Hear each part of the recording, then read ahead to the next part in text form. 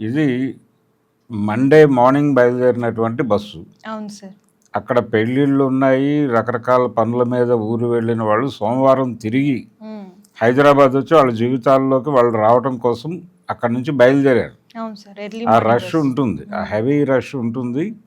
ఈ బస్సులో నిలబడి ట్రావెల్ చేసే వాళ్ళందరూ కూడా మధ్యతరగతి నుంచి దిగువ తరగతికి చెందిన వాళ్ళే అయి ఉంటారు న్యాచురల్గా.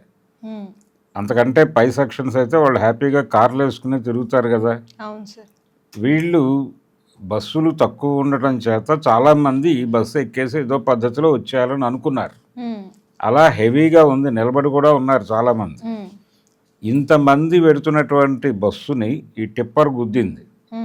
ఇది కంకర లోడ్తో ఉందా, లోడ్ ప్రాపర్గా ఉందా, లేదు దాని పరిమితిని మించి లోడ్ ఉందా అనేది ఇప్పుడు తేలాల్సిన విషయం. రెండోది, ఆ టిప్పర్ లోడుతో స్పీడ్ లిమిట్స్ ఏమాత్రమూ పట్టించుకోకుండా, అంటే ఏ స్పీడ్లో పెడితే బ్రేక్ కొడితే బండి కంట్రోల్ అవుతుందో ఒక అంచనాకు వచ్చి ఆ ప్రకారం డ్రైవ్ చేయాల్సినటువంటి బాధ్యత ఆ డ్రైవర్ మీద ఉంటుంది. నేను మొదట్లో చెప్పినట్టు రోడ్డు మీదకి వచ్చిన ప్రతి వెహికల్కి కూడా సామాజిక బాధ్యత ఉంటుంది ఖచ్చితంగా. మనం ఏ తప్పు చేసినా ఇక్కడ ఇంకొక ప్రాణం పోయే అవకాశం ఉంది అనే స్ఫురణతో డ్రైవ్ చేయాలి అనుక్షణం. నేను నా వెహికల్, నా రోడ్డు, నా ఇష్టం, నేను రోడ్ ట్యాక్స్ కడుతున్నాను కదా అనుకుంటే కుదరదు. మీరు రోడ్ ట్యాక్స్ కట్టండి, వెహికల్ మీదే అయి ఉండొచ్చు, కానీ పోయేది మీ ఒక్కరి ప్రాణం కాదు, ఇతర ప్రాణాలు తీసేటువంటి హక్కు మీకు లేదు. ఈ వైలేషన్ చాలా ఈజీగా చేసేస్తారు చాలామంది.